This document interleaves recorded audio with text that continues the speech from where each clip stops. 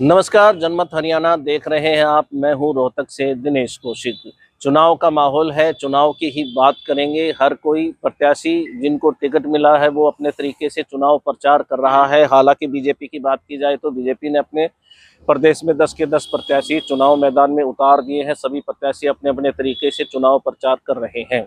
कांग्रेस का भी तय माना जा रहा है कि 1 या 2 दिन में कांग्रेस की प्रत्याशियों की लिस्ट आ जाएगी और वो भी अपने चुनाव प्रचार में लगेंगे। हालांकि रोहतक की बात की जाए तो रोहतक से दीपेंद्र सिंह हुड्डा लगातार प्रचार प्रसार कर रहे हैं और ऐसा माना जा रहा है कि दीपेंद्र सिंह हुड्डा जो है रोहतक से चुनाव लड़ेंगे, क्योंकि वो बार बार दावा करते रहे हैं कि वही रोहतक लोकसभा क्षेत्र से चुनाव लड़ेंगे।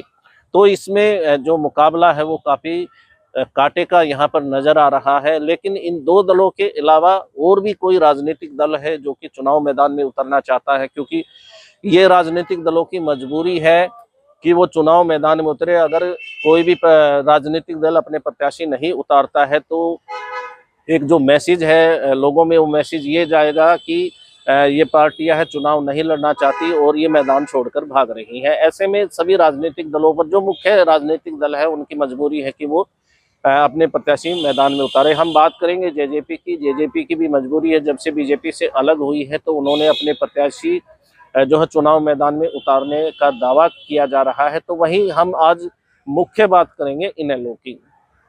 कल अभय सिंह चौटाला रोहतक में आए थे और उन्होंने एक संकेत दिया है कि नफे सिंह राठी के परिवार से ही इनेलो का प्रत्याशी रोहतक लोकसभा क्षेत्र के लिए होगा। आखिर नफे सिंह राठी के परिवार से ही क्यों? इसके भी कई कारण हो सकते हैं। मुख्य कारण तो यही माना जा रहा है कि नफे सिंह राठी की जिस तरह से हत्या हुई है उसके बाद में लोगों का एक जो जुड़ाव है, जो सिंपैथी की वोट है, वो नफे सिंह राठी के परिवार को मिल सकती है। इसलिए इनेलो का जो ग्राफ है, वोट है, वो 2019 की अपेक्षा 2024 में काफी बढ़ने की उम्मीद है। यदि विश्लेषकों की बात मानी जाए तो ऐसा माना जा रहा है कि नफे सिंह राठी के परिवार से यदि प्रत्याशी आता है चुनाव मैदान में तो 40 से 50 हजार के करीब वोट लेकर जा सकता है। 2019 में धर्मवीर ने इनेलो की वोट टिकट से चुनाव लड़ा था और ऐसे में 7,500 के करीब जो है वोट इनेलो का प्रत्याशी लेकर गया था। लेकिन इस बार जो है मुकाबला कुछ और खिंचकर होने वाला है और 40 से 50 हजार का अंदेशा ऐसा माना जा रहा है कि इनेलो को वोट यहाँ पर मिले। आखिर इनेलो को इतना वोट मिलने के बाद इसमें फायदा किसको होगा और नुकसान किसको होगा, ये भी हम आज यहाँ पर चर्चा करेंगे।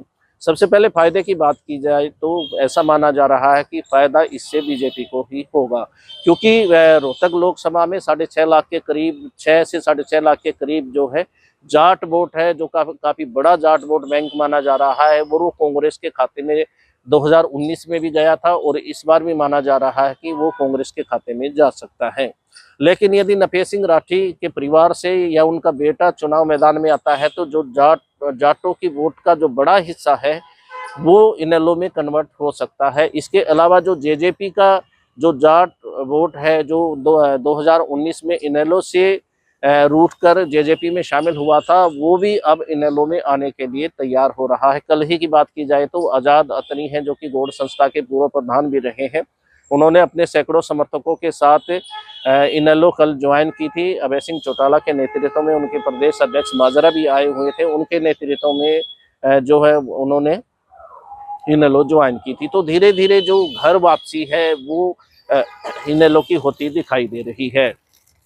अब बीजेपी को फायदा क्यों है और कांग्रेस को नुकसान क्यों है, ये भी हम जान लेते हैं। बीजेपी को इसलिए फायदा है क्योंकि बीजेपी का जो टारगेट वोट है वो नॉन जाट है, जिसमें सभी जो है जातियों के ब्राह्मण है, मनिया है, या फिर एससी बीसी कैटेगरी के लोग हैं, या फिर अब सैनी समाज भी कह सकते हैं, वो भी बीजेपी में जो है कन्वर्ट होता दिखाई दे रहा है। ऐसे में जो इनेलो की तरफ से जो वोट काटा जाएगा, एक बड़ा हिस्सा जाट वोट बैंक है वो यहाँ पर कटता नजर आ रहा है, जो कि सीधे सीधे कांग्रेस को नुकसान हो रहा है, क्योंकि जो बड़ा वोट बैंक है कांग्रेस का वो जाट वोट बैंक माना जा रहा है। हालांकि नेता कह रहे हैं कि वो 36 बिरादरी के नेता है। हम भी ये कह रहे हैं कि चुनाव में जो है जाति पाति का समीकरण नहीं होना चाहिए, लेकिन ये तो चुनाव है और चुनाव में जो प्रतिद्वंदी है वो अपने अपने तरीके से जो है वोट बैंक को अपनी ओर आकर्षित करते हैं, चाहे वो जातीय समीकरण हो। क्योंकि बीजेपी की तरफ से बात की जाए तो डॉक्टर अरविंद शर्मा है, वो ब्राह्मण समाज से आते हैं और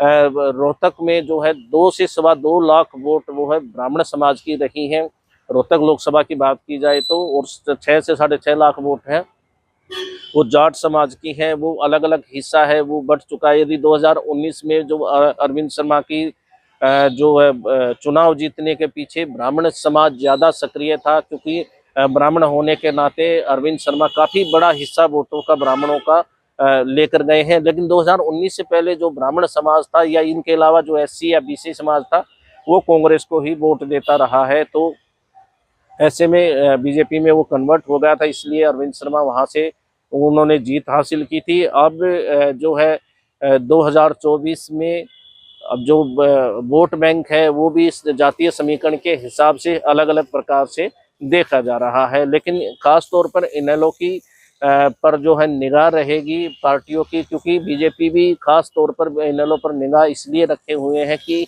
ये जो वोट जितना वोट प्रतिशत इनेलो का होगा वो सारा जो है ज्यादा हिस्सा नुकसान का वो कांग्रेस का होगा, और जो कम हिस्सा है वो बीजेपी को इसका नुकसान होगा। तो इसलिए इस सारे विश्लेषण में यही सामने आया है कि इनेलो की तरफ से यदि नफे सिंह राठी के परिवार से कोई प्रत्याशी चुनाव मैदान में आता है, खास तौर पर नफे सिंह राठी का बेटा यदि चुनाव मैदान में आता है तो जो बड़ा जो डेंट है वो कांग्रेस को होगा, और जो कम नुकसान है वो बीजेपी को जरूर होगा। लेकिन वोट प्रतिशत बढ़ेगा इनेलो की तरफ से, और जो लोकसभा है चुनाव है उसके बाद में तुरंत विधानसभा के चुनाव भी आगे 2-4 महीने में होने वाले हैं। तो इनेलो की जो निगाह है वो विधानसभा पर ज्यादा रहेगी, क्योंकि अगर लोकसभा में बेहतर परफॉर्मेंस किया जाएगा तो विधानसभा में इसके अच्छे परिणाम सामने आ सकते हैं। हालांकि दीपेंद्र सिंह हुड्डा भी बार बार अपने भाषणों में एक ही बात करते हैं कि रोहतक की जो लोकसभा सीट है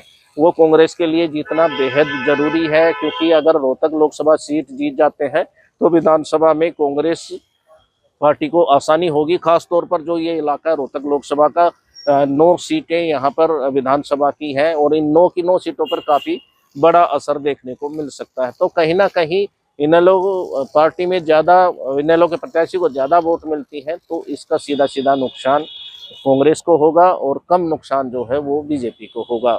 लेकिन ये तो आने वाला वक्त बताएगा। चुनाव में भाजपा की सभी सीटें डिक्लेयर हो चुकी हैं, कांग्रेस की जल्द होने वाली है। जो और पार्टियां हैं जैसे इनेलो है या फिर जेजेपी है, इनकी भी जल्द ही सीटें डिक्लेयर होने की उम्मीद लगाई जा रही है।